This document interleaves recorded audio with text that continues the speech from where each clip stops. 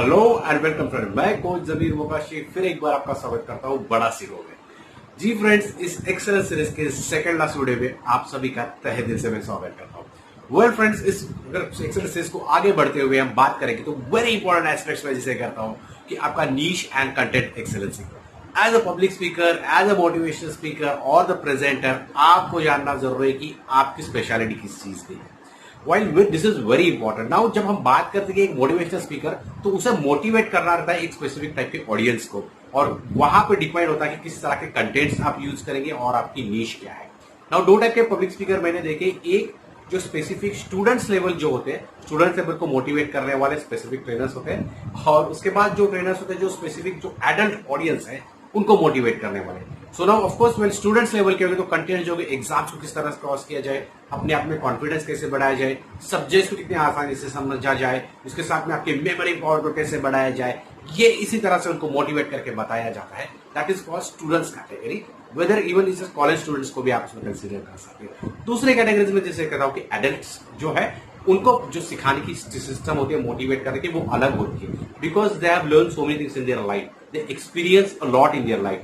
Of course उनसे related practical examples के साथ, कई सारी स्टोरीज के साथ उनसे बात करके कनेक्ट किया जाता है। तो ये छोटी छोटी चीजें, तो कंटेंट्स की जब हम बात करते हैं एक मोटिवेशन स्पीकर के लिए, ये भी ध्यान में जरूर रखना होता है कि मेरे जो कंटेंट्स हैं जो मेरी ऑडियंस के हिसाब से मुझे बनाने होंगे। तो ये एक छोटी सी डिफरेंस होती है। एक पब्लिक स्पीकर के लिए कंटेंट्स की हम बात करते हैं तो वो किस सब्जेक्ट पे बात कर रहा है, वेदर वो किसी करंट अफेयर से रिलेटेड बात कर रहा है, वेदर कोई हिस्ट्री के रिलेटेड सब्जेक्ट्स पे बात कर रहा है, या कोई बिजनेस रिलेटेड एस्पेक्ट्स पे बात कर रहा है, या कोई सोशल इश्यूज पे बात कर रहा है। तो ये पूरे जो सब्जेक्ट्स है ये पूरे अलग है।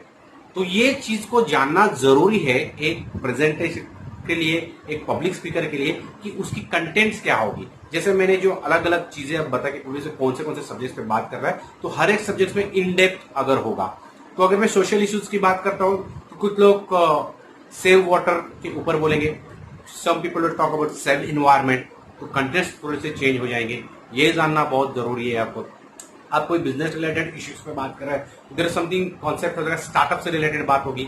नाउ सेकंड, दो already business houses are there and how to scale their business and take to the next level and create a better ecosystem where they can take their business to the next level, अलग होगा। तो ये सभी चीजों को आपका जानना बहुत बहुत जरूरी है कि किस तरह को आप कौन से ऑडियंस को एड्रेस करें। तो यहाँ पे आपके कंटेंट्स के जो होते हैं बहुत मायने होते हैं। निश जानना बहुत जरूरी है। आप एक अच्छे स्पीकर हो, ट्रेनर हो, लेकिन अगर आपकी किसी सब्जेक्ट में अगर स्पेशलिटी है तो वो आपको काफी बेहतर स्तर पर लेके जाएगी। फॉर एक एग्जाम्पल मैं देता हूँ कि आप नॉर्मली अगर बीमार हो जाते हो, छोटी सी सर्दी खांसी हो जाती है, तो बहुत बार आपके near by MBBS BMS doctor के पास आप चले जाते हो, which is bachelors degree doctor, और जहां से आप आपकी दवाई वगैरह लेते हो। बट समटाइम्स आपको जो स्पेसिफिक जो आपकी बीमारी भी है उसमें आपको शायद आराम नहीं मिल रहा है। So at that particular moment पे डॉक्टर जो आपको जो होता है रिफर करता है either to the experts which we call as MD. तो जो एमडी जो होते हैं वो एग्जैक्टली जानते हैं कि किस तरह से एक एमबीबीएस डॉक्टर होता है या बीएमएस होता है, वो आपको सभी चीजें, सर्दी पे देगा, खांसी पे देगा, आपका चेस्ट रिलेटेड प्रॉब्लम पे देगा, आपका नॉर्मल ऑर्थोपेडिक प्रॉब्लम है उस पर भी छोटी मोटी दवाई जो बेसिक्स होती है वो सभी दे देगा, आपके आईज से रिलेटेड बेसिक्स प्रॉब्लम है वो उस पर भी आपको दे देगा, ठीक है। आपके छोटे बच्चे उससे रिलेटेड अगर बीमार है तो उसको भी वो दवा दे देगा। लेकिन अगर कुछ स्पेसिफिक चीजें अगर उससे हैंडल नहीं हो पाती तो ही ऑलवेज रिकमेंड स्पेशलिस्ट। और जब स्पेशलिस्ट को जब रिकमेंड करते हैं तो स्पेशलिस्ट जो होती है उनकी स्पेशलिटी है हर एक डिफरेंट हमारे जो पूरा बॉडी स्ट्रक्चर है उसमें अलग अलग जो चीजें हैं, हिस्से हैं, उनको ट्रीट करने वाले स्पेशलिस्ट होते हैं। जैसे हड्डियों के लिए ऑर्थोपेडिक होता है, बच्चों के लिए पेडियाट्रिक होता है, जैसे चेस्ट के रिलेटेड कोई अगर प्रॉब्लम है तो चेस्ट फिजिशियंस होते हैं, स्पेसिफिक एमडीज होते हैं, पल्मोनोलॉजिस्ट होते हैं।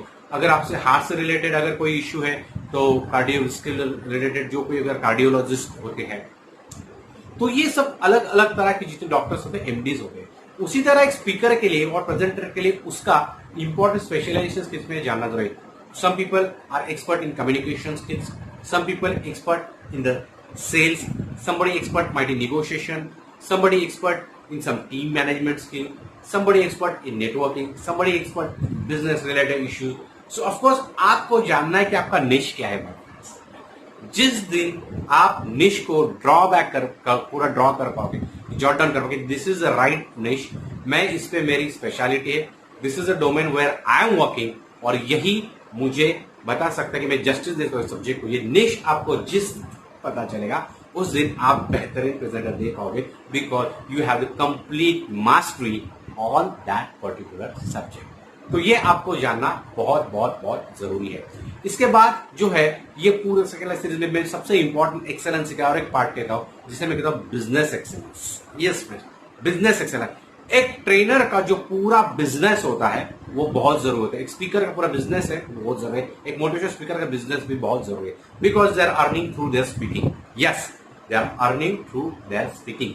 नाउ बहुत बार ट्रेनर्स हमने देखे, छोटे ट्रेनर्स जो होते हैं, so normally to address 5,000 rupees पर सेशन से लेके 15 lakh rupees for 1 hour talks लेने वाले भी काफी सारे बेहतरीन ट्रेनर इस वर्ल्ड में है। सो फ्रेंड्स, आप जब ये 6 फिगर इनकम के बारे में बात करते हैं तो आपकी स्पेशलिटी क्या है, आप किस तरह के कंटेंट्स दे रहे हो, किस तरह की वैल्यू एडिशन आपके ऑडियंस को दे रहे हो, ये पूरी चीजें मैटर करती है आपके बिजनेस एक्सेलेंस में।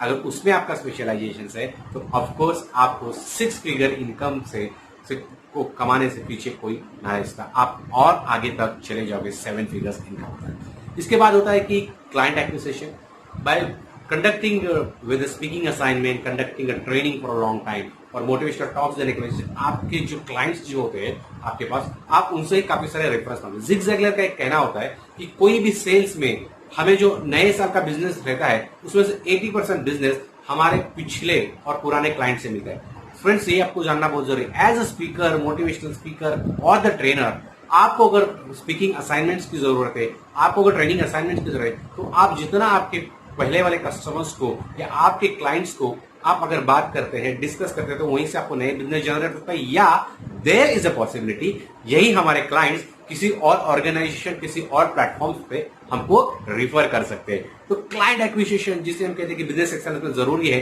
ये पूरी चीजें हम यहाँ से पा सकते हैं। नाउ ऑफ कोर्स फ्रेंड, आपका बिजनेस रिलेशन बहुत मैटर करता है। मैं कहीं पे एक पब्लिक स्पीकिंग असाइनमेंट देने के लिए गया था कई साल पहले स्कूल में, मैंने वो कंप्लीट किया, बाद में मैं भूल गया वहाँ का प्रिंसिपल कौन है, वहाँ का कोऑर्डिनेटर कौन था, या कोई कंपनी में एक प्रोग्राम अटेंड किया, वहाँ पे कोई एचआर था, कोई एचआर मैनेजर था या एडमिनिस्ट्रेटर वाले थे, बाद में मैं उनको भूल गया। ऐसे नहीं चलता। एक बिजनेस रिलेशनशिप की जब हम बात करते हैं in this particular field of public speaking and the motivational speaking और द ट्रेनिंग के फील्ड में, तो आपको रिलेशनशिप मेंटेन करना होगा for such a long time.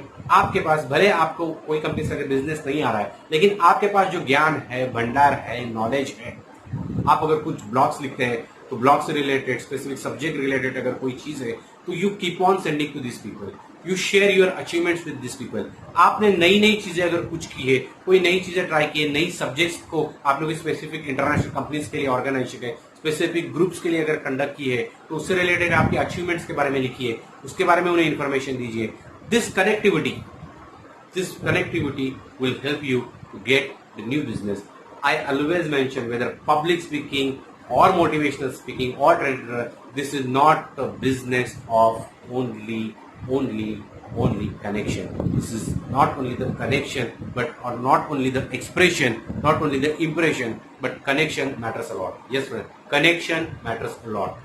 आप इंप्रेशन और एक्सप्रेशन का बिजनेस नहीं है माय फ्रेंड्स, ये पूरा कनेक्शंस का बिजनेस है। आप जितना अच्छी तरह अपने आप के अपडेट करोगे, जितने नई नई तरह के ट्रेनिंग सब्जेक्ट्स को आप हैंडल करोगे, जितने नई नई ऑडियंस को आप हैंडल करोगे, उतना आपका एक्सपीरियंस, आपका तजुर्बा बढ़ते जाएगा और वही आपको हेल्प करेगा एक अच्छा पब्लिक स्पीकर बनने के लिए।